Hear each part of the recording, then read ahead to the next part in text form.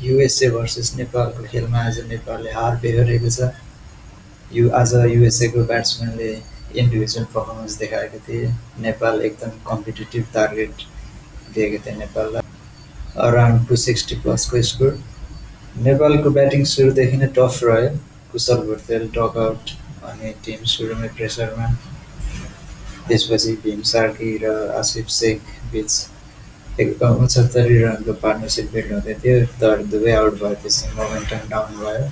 आरिफ शेख र दिपेन्द्र आर्य बिच केही आशा जगाउने खालको पार्टनरसिप देखिएको थियो, तर आसिफ रनआउट भइसकेपछि फेरि गेम चाहिँ युएसएको फेभरमा गयो। त्यसपछि मिडल अर्डर कलेप्स भइहाल्यो, विकेट्स लगातार डाउन, प्रेसर बढ्दै गयो। नेपालको मेन कमजोरी चाहिँ स्ट्राइक रोटेट नगर्नु नै हो, किनभने धेरै डट बलहरू लिइरहेको थियो, सिङ्गल्स चाहिँ एकदमै कम लिइरहेको, त्यसो गर्दाखेरि प्रेसर चाहिँ बनिरह्यो। युएसएको ब्याटर्सले चाहिँ एकदम स्मार्ट क्रिकेट खेलेको देखियो, स्ट्राइक रोटेट गर्दै, लुज बल आउँदा बााउन्ड्री निकाल्दै।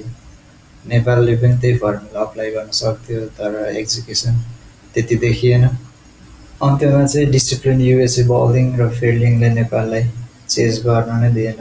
सलिड जित युएसएको लागि र लेसन नेपालको लागि।